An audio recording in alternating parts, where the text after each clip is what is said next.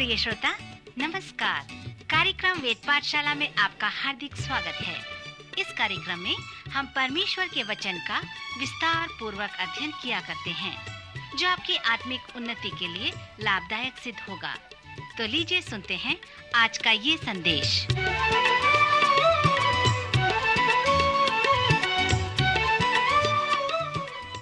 नमस्कार श्रोता मित्र, वेद पाठशाला की अगली कक्षा में आपका स्वागत है। इस कक्षा में भाग लेने के लिए धन्यवाद। यह पवित्र शास्त्र से सभी पुस्तकों के 360 कक्षाओं के सर्वेक्षण का एक भाग है। इस सर्वेक्षण ने हमें पुराने नियम के बाद नए नियम के 5वें पुस्तक अर्थात प्रेरितों के काम तक ले आया है। इस तरह से प्रेरितों के काम नामक पुस्तक में चर्च के, जिसे हम कलीसिया कहते हैं, उसके जन्मदिन के विषय में वर्णन किया गया है, जिसे पिंतीकुस्त का दिन कहते हैं। जब पिंतीकुस्त का दिन आया तो वे सब एक जगह इकट्ठे थे और एकाएक आकाश से बड़ी आंधी की सी सनसनाहट का शब्द हुआ और उससे सारा घर जहां वे बैठे थे गूंज गया और उन्हें आग की सी जीभें फटती हुई दिखाई दी और उनमें से हर एक पर आ ठहरी और वे सब पवित्र आत्मा से भर गए और जिस प्रकार आत्मा ने उन्हें बोलने की सामर्थ दी, वे अन्य अन्य भाषा बोलने लगे। और आकाश के नीचे की हर एक जाति में से भक्त यहूदी यरूशलेम में रहते थे। जब वह शब्द हुआ तो भीड़ लग गई और लोग घबरा गए, क्योंकि हर एक को यही सुनाई देता था कि ये मेरी ही भाषा में बोल रहे हैं। और वे सब चकित और अचंभित होकर कहने लगे, देखो, ये जो बोल रहे हैं, क्या सब गलीली नहीं? तो फिर क्यों हम में से हरेक अपनी अपनी भाषा, जन्मभूमि की भाषा सुनता है? सो वे सब चकित हुए और घबराकर एक दूसरे से कहने लगे कि यह क्या हुआ चाहता है। परंतु औरों ने ठट्ठा करके कहा कि वे तो नई मदिरा के नशे में हैं। पतरस उन 11 के साथ खड़ा हुआ और ऊंचे शब्द से कहने लगा कि हे यहूदियों और हे यरूशलेम के सब रहने वालों, यह जान लो और कान लगाकर मेरी बातें सुनो। जैसा तुम समझ रहे हो, ये नशे में नहीं है, क्योंकि अभी तो पहर ही दिन चढ़ा है, परंतु यह बात है जो योएल भविष्यवक्ता के द्वारा कही गई थी कि परमेश्वर कहता है कि अंत के दिनों में ऐसा होगा कि मैं अपना आत्मा सब मनुष्यों पर उंडेलूंगा और तुम्हारे बेटे और तुम्हारी बेटियां भविष्यवाणी करेंगी और तुम्हारे जवान दर्शन देखेंगे और तुम्हारे पुरनिये स्वप्न देखेंगे। वरन मैं अपने दासों और अपने दासियों पर भी उन दिनों में अपने आत्मा से उंडेलूंगा और वे भविष्यवाणी करेंगी। श्रोता, यहाँ पर प्रेरितों के कार्य के उसके दूसरे अध्याय में पिंतीकुस्त के विषय में वर्णन किया गया है। यह महत्वपूर्ण विषय है कि हम इस अध्याय में आएं और इस सामर्थ को समझें जिसे कलीसिया को दिया गया था। सर्वप्रथम ये जानने योग्य बात है कि यह विशेष घटना एक विशेष पवित्र दिन में हुआ, जो पिंतीकुस्त का दिन कहलाया। पिंतीकुस्त एक दिन यहूदी धर्म के अनुसार छुट्टी का दिन व धार्मिक दिन था, जिसमें कटनी के लिए आनंद मनाया जाता था, धन्यवाद का दिन होता था। यह एक विशेष भोज का दिन होता था और वे इस आशय से आनंद मनाते थे कि फसल का देने वाला यहोवा परमेश्वर है, और इसलिए वे इस दिन को पवित्र व छुट्टी का दिन रखते थे और उत्सव मनाया करते थे, जिसे पिंतीकुस्त का दिन कहा जाता था। इस सुंदर घटना में अद्भुत चिन्ह दिखने को मिलते हैं, जो बहुत महत्वपूर्ण बात है। परमेश्वर एक ऐसे फसल को काटने के लिए यहाँ बता रहा है जो अभी तक नहीं हुआ था। यीशु ने भी इस कटनी के विषय में कहा था कि अपनी आंखें उठाकर खेतों की ओर देखो, कटनी का समय आ गया है, फसल कटनी के लिए तैयार है। इस तरह से इसका जो आत्मिक अर्थ है कि लोग मेरे वचन को सुनने के लिए तैयार हैं, वे आत्मिक बातों को जानने के लिए तैयार हैं। अपनी आंखें उठाकर लोगों को देखो और आप ये देखने पाओगे कि यह कटनी का समय है।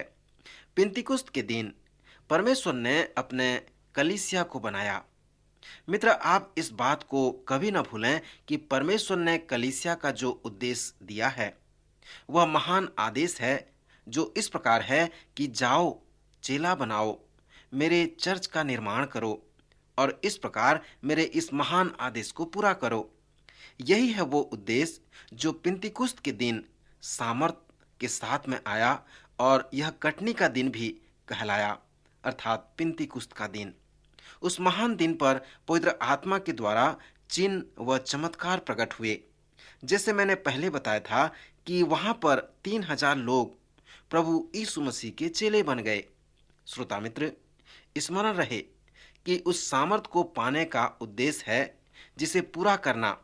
वहां पर आकाश से बड़ी आंधी किसी सनसनाहट का शब्द हुआ और उससे सारा घर जहां वे बैठे थे गूंज गया।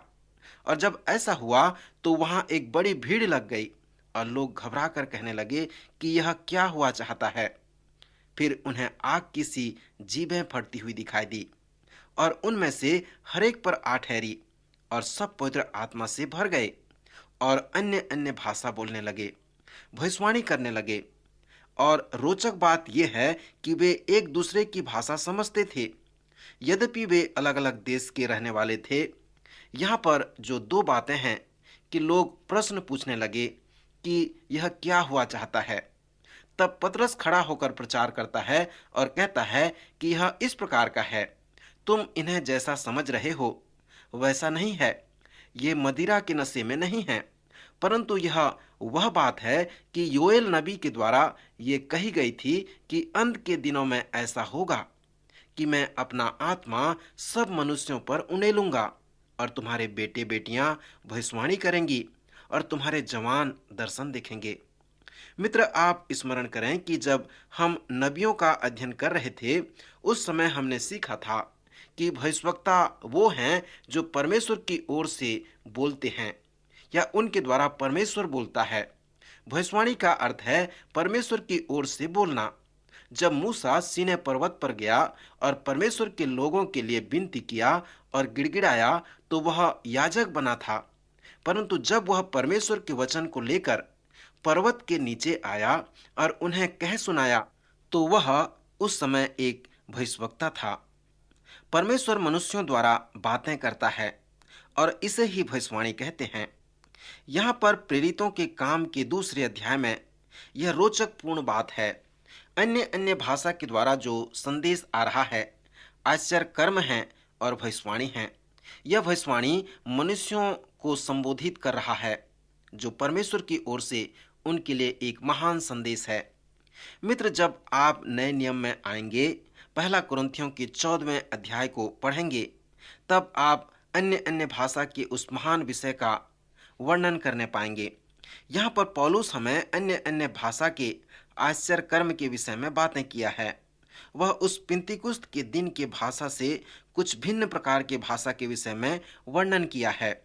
पहला कुरिन्थियों उसका 14वां अध्याय दूसरे पद में पौलुस कहता है, क्योंकि जो अन्य अन्य भाषा में बातें करता है वह मनुष्यों से नहीं परंतु परमेश्वर से बातें करता है, इसलिए कि उसकी कोई नहीं समझता, क्योंकि वह भेद की बातें आत्मा में होकर बोलता है। यहाँ पर भाषा नहीं परंतु भेद की बातें बोलता है और मनुष्यों से नहीं वरन परमेश्वर से बातें करता है। मनुष्य इसे बुझ नहीं सकता, क्योंकि वह आत्मा में होकर भेद की बातें परमेश्वर से कहता है। पर यहाँ प्रेरितों के कार्य में एक दूसरे प्रकार की दिशा है। पतरस कहता है यह भविष्यवाणी है। इसे योएल नबी ने भविष्यवाणी की थी कि परमेश्वर अपनी आत्मा सब मनुष्यों पर उंडेलेगा और तुम्हारे बेटे बेटियां भविष्यवाणी करेंगी और तुम्हारे जवान दर्शन देखेंगे और तुम्हारे पुरनिये स्वप्न देखेंगे। सो पिंतीकुस्त के दिन यही हुआ और यह भविष्यवाणी लोगों की भाषा एक कारण बन गया। सो जब आप पहला कुरिन्थियों उसके 14वें अध्याय अन्य अन्य भाषा के वरदान को देखेंगे तो इसमें आपको अंतर दिखेगा। भाषाओं का वरदान एक प्रार्थना की भाषा है जिसे प्रकट करने के लिए वह हमें संभव करता है। इससे हम प्रार्थना द्वारा परमेश्वर की निकटता में आते हैं, जैसे पौलुस ने रोमियो के 8वें अध्याय में कहा है कि इसी रीति से आत्मा भी हमारी दुर्बलता में सहायता करता है, क्योंकि हम नहीं जानते कि प्रार्थना किस रीति से करनी चाहिए, परंतु आत्मा आप ही ऐसी आहें भर भर कर जो बयान से बाहर है हमारे लिए विनती करता है। पवित्र आत्मा हमारी भाषा को अपने नियंत्रण में लेता है और जिसका हम बखान नहीं कर सकते उसे वो प्रकट कर देता है। सो अन्य अन्य भाषा का वरदान यही है, क्योंकि प्रेरितों के काम में उस पिंतीकुस्त के दिन हम चिन्ह व चमत्कार को देखते हैं, और दूसरे तरह से यह भविष्यवाणी भी है। जैसे आप इस पुस्तक को पढ़ते हैं तो आप एक से बढ़कर अनेक इस पिंतीकुस्त के अनुभव को देखने पाएंगे। आप उस समय को भी देखने पाएंगे जब यरूशलेम में सुसमाचार फैलाया गया। जब वे सामरिया में गए, वहां भी अलग प्रकार का पेंतिकुस्त था। पेंतिकुस्त के दिन जिस प्रकार पवित्र आत्मा वहां पर आया, वहां पर भी आया था। जब वे गलील की सीमा को पार किए, 10वें अध्याय में, वहां पर भी एक अलग पेंतिकुस्त है।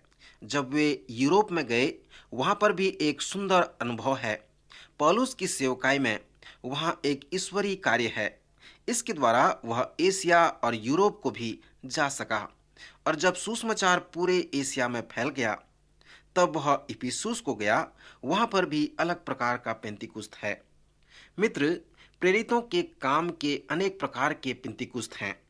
इस पुस्तक को जब आप पढ़ते हैं, आप उन्हें अवश्य देखें और इस बात पर ध्यान दें कि ये सब हमेशा परमेश्वर द्वारा कलीसिया को दिए गए उद्देश्य से संबंधित हैं।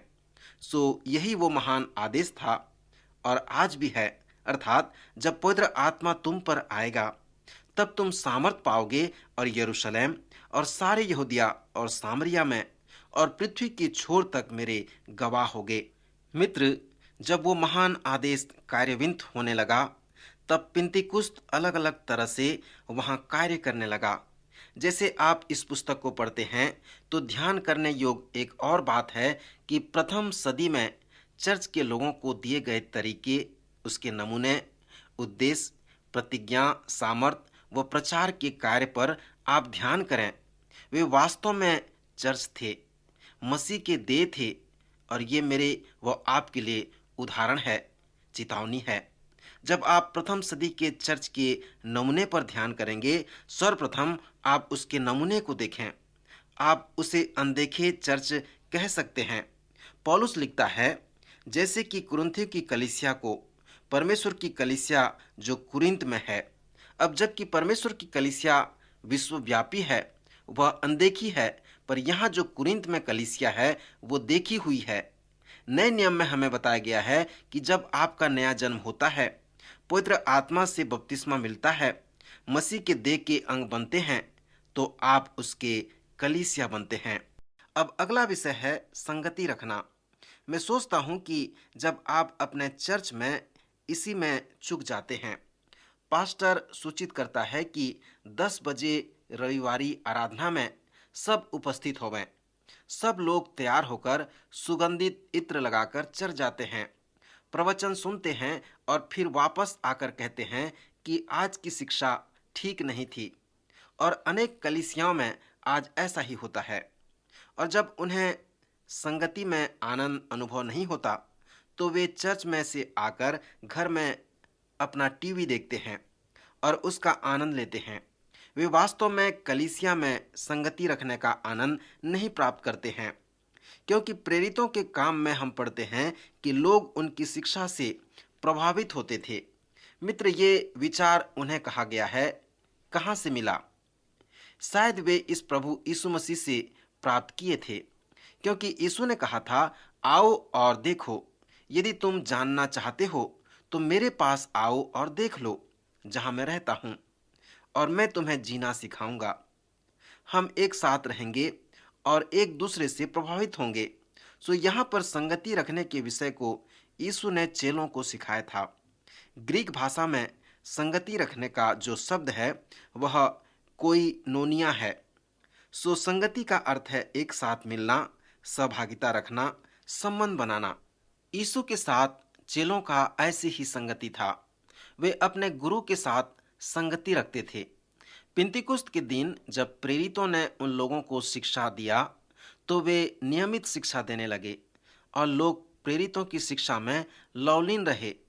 सो इस प्रकार विश्वव्यापी कलीसिया की संगति होने लगी। उसके बाद जो अगला विषय है वो आराधना है। वे प्रेरितों से शिक्षा पाने और संगति रखने और रोटी तोड़ने में लौलीन रहे, अर्थात वे सहभागिता रखने में लौलीन रहे। यीशु ने उनसे कहा था कि वे एक बात को उसे स्मरण रखने के लिए किया करें और उसकी आराधना किया करें। उसे हम प्रभु भोज कहते हैं। यीशु ने उनसे कहा, जब तुम इकट्ठे हो तो मेरे स्मरण के लिए ऐसा करना। यह रोटी मेरी देह है जो तुम्हारे लिए है, और यह कटोरा मेरा वह लहू है जो नई वाचा है। सो जब कभी खाओ और पियो तो मेरे स्मरण के लिए यही किया करो। और ये स्मरण करो कि मेरी देह तुम्हारे लिए तोड़ी गई और मेरा लहू तुम्हारे लिए बहाया गया। मेरे दोबारा आगमन तक यही किया करो। कलीसिया जब प्रारंभिक मसीही एक साथ मिलते थे तो इसी तरह संगति व आराधना किया करते थे। हम ये भी पढ़ते हैं कि वे प्रार्थना में लौलीन रहते थे। वे प्रार्थना करने वाले कलीसिया थे। जब आप पिंतकुस्त के सामर्थ्य के बिना परमेश्वर के कार्य को नहीं कर पाते तो आपको चाहिए कि आप प्रार्थना करें और परमेश्वर से उस सामर्थ्य को मांगें। आप लौलीन होकर प्रार्थना करें। यह सत्य है कि आप नहीं, वह है। आप नहीं कर सकते पर वो कर सकता है। परंतु तभी जब आप लौलीन होकर प्रार्थना करेंगे, आपको परमेश्वर एक ऐसा साधन बनाकर आपके द्वारा महान कार्य करेगा। प्रेरितों के कार्य में यहाँ 5 प्रकार के उंगली की छाप है। अंगूठे का जो निशान है वो सुसमाचार प्रचार है। फिर उसके बाद वाली उंगली का निशान शिक्षा है। बीच की उंगली का निशान संगति रखना है। फिर अगले उंगली का जो निशान है वो आराधना है, और सबसे छोटी उंगली का निशान है प्रार्थना है। जैसे आप प्रेरितों के काम और बाकी नए नियम के पुस्तकों को पढ़ते हैं तो आप और भी 5 उंगली के निशान के विषय देख सकते हैं। उसमें पहला है एकता। वे लोग एक मन के थे।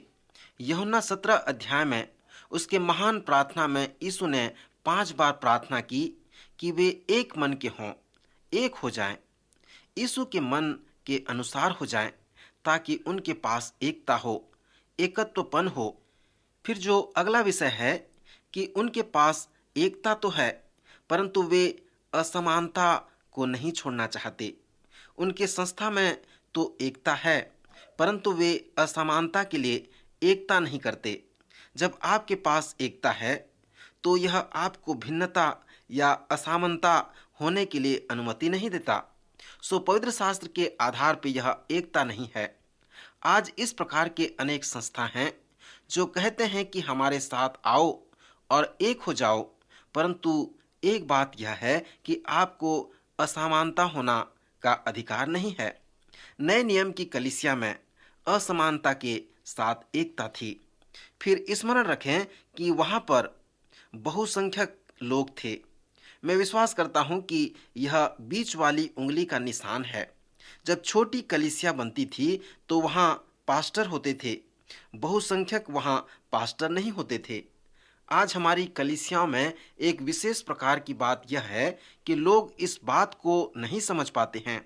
वे कहते हैं पास्टर ही प्रचार कर सकता है क्योंकि यही सेमिनरी में सीख कर आया है और हम उसे इस बात के लिए तनख्वाह देते हैं। मैं और आप कौन हैं कि हम चर्च के कार्य में भाग लें? ये पास्टर का कार्य है।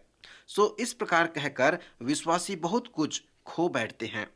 नए नियम की कलीसिया में बहुसंख्यक लोग थे। वे सब अगुवे थे। वे सब कलीसिया की आवश्यकता को समझते थे और उसमें समर्पित होकर कार्य किया करते थे। अगला जो विषय है वो कार्यों के द्वारा प्रेम है। देखें कि कैसे वे एक दूसरे से प्रेम रखते हैं। नए नियम की कलीसिया में वे कैसे एक दूसरे से प्रेम रखते थे। क्या आज लोग इस प्रकार प्रेम रखते हैं? ऊपरी कोठरी में उस मेज के चारों ओर चेले बैठे हैं और यीशु उनसे कहता है, यह मेरी नई आज्ञा है कि मैं अब तुम्हारे साथ नहीं रहूंगा परंतु मैं तुम्हारे लिए पवित्र आत्मा को भेजूंगा। सो एक दूसरे से प्रेम रखो, जिस प्रकार मैंने तुमसे प्रेम रखा, तुम भी एक दूसरे से प्रेम रखो। इसी से लोग तुम्हें जानेंगे कि तुम मेरे चेले हो, मेरे कलीसिया के लोग हो। फिर जो छोटी उंगली की छाप है वो समानता है। पवित्र शास्त्र हमें शिक्षा देता है कि जो मसीह की देह के अंग हैं उनमें समानताएं हों। वचन में अनेक स्थानों पर पौलुस ने इसी असमानता के कारण उन्हें बार बार कहा है कि उनमें समानताएं हों। विशेष करके कुछ कलीसियाओं में स्त्रियों को उतना सम्मान नहीं मिलता, दूसरों के बराबरी का स्थान नहीं मिलता। वे भी मसीह के देह के अंग हैं, सो उन सब को समानता का अधिकार है। मसीह में एक समान है, एक देह के अंग हैं जो कलीसिया कहलाता है। पौलुस ने इसी तरह से कहा है कि कलीसिया को इस प्रकार होनी चाहिए कि यदि कोई एक सदस्य को दुख उठाता है तो सभी दुख उठाते हैं, क्योंकि वे एक दूसरे से जुड़े हुए हैं, वे मसीह के अंग हैं। सो इसी प्रकार चर्च में समानताएं होनी चाहिए। सो जब इस प्रकार का सुसमाचार प्रचार आप में होगा ताकि आप मसीह के उस महान आदेश को पूरा कर सको, जब आप में ये प्रमाण होगा कि आप शिक्षा देने वाले कलीसिया हैं, संगति रखने वाले कलीसिया हैं, आराधना करने वाली कलीसिया हैं, प्रार्थना करने वाली कलीसिया हैं, एकता रखने वाली कलीसिया हैं, तो आप प्रभु के उस महान आदेश को पूरा कर सकते हैं। श्रोता मित्र, जब आप प्रेरितों के काम को पढ़ते हैं तो उस नमूने को देखें कि कलीसिया क्या है, उसका कार्य क्या है, उसे कैसे होने चाहिए। हम पास्टर पर पूर्ण रूप से आश्रित न रहें, परंतु हम अपने आप को देखें कि हम उस महान आदेश को पूरा करने के लिए क्या करते हैं। इसके साथ साथ कलीसिया में अनेक समस्याएं आएंगे। शैतान उस कलीसिया को विभिन्न तरह से सताने का प्रयत्न करेगा, क्योंकि यह सत्य है कि कलीसिया के जन्म से ही शैतान उसे बिगाड़ना चाहता है। वह उसे सताएगा, उन्हें प्रताड़ित करेगा। प्रारंभिक समय में जब सम्राट ने मसीही विश्वास को अपनाया तो वह मसीह होने को उपयुक्त बता दिया। उस सब कोई मसीह बनना चाहते थे। इसलिए 500 वर्ष के अंतराल में जब तक आप ये प्रमाणित नहीं करते कि आप मसीह हैं, आपको कोई कार्य नहीं मिलता था। तब से आज हमारे पास ये चुनौती है कि यदि आप सब मसीहियों को गोली मारकर हत्या कर दें तो कैसे जानेंगे कि किसे हत्या करें और किसे हत्या न करें? कैसे आप जानेंगे कि कौन मसीह है और कौन नहीं है? आज शैतान भी अपनी चालाकी से चर्च में जुड़कर उसे नाश करना चाहता है। सुमित्र, आप नए नियम में उस तरीके को देखें, क्योंकि यह ऐतिहासिक पुस्तक है जो बिल्कुल सत्य है। वचन में हम पढ़ते हैं, परंतु ये सब बातें जो उन पर पड़ी दृष्टांत की रीति पर थी, और वे हमारी चेतावनी के लिए जो जगत के अंतिम समय में रहते हैं लिखी गई हैं। मित्र, क्या आपकी कलीसिया में ये उंगली के निशान और नमूने दिखते हैं? उन्हें दिखने चाहिए। प्रभु आज चाहता है कि उसकी कलीसिया उसके महान आदेश को पूरा करे। मित्र, क्या आप उसके उस महान आदेश को पूरा करना चाहते हैं? सुसमाचार प्रचार के लिए जाना चाहते हैं? प्रभु के वचन को सुनाना चाहते हैं? प्रभु आपसे चाहता है कि आप कलीसिया का निर्माण करें। प्रभु आज के वचन द्वारा आपको आशीष दे। आइए प्रार्थना करें। हमारे स्वर्गीय पिता परमेश्वर, आज के सुंदर वचन के लिए हम आपका धन्यवाद करते हैं। प्रभु, आपकी कलीसिया, आपकी दुल्हन के लिए आपका धन्यवाद करते हैं कि प्रभु आप पर जिन्होंने विश्वास किया उन्हें आपने अपना संतान बना लिया, अपनी कलीसिया बना लिया। प्रभु आपका धन्यवाद हो। हमारे सभी श्रोताओं पर प्रभु आपकी आशीष हो, ताकि इस अध्ययन को वे समझें, इसके अनुसार चलें और आपके कलीसिया के एक अंग बन जाएं। प्रभु, यदि कोई बीमार हैं तो आप उन्हें चंगाई प्रदान करें। हमारे उद्धारकर्ता प्रभु यीशु मसीह के पवित्र और सामर्थी नाम से प्रार्थना मांगते हैं। आमीन।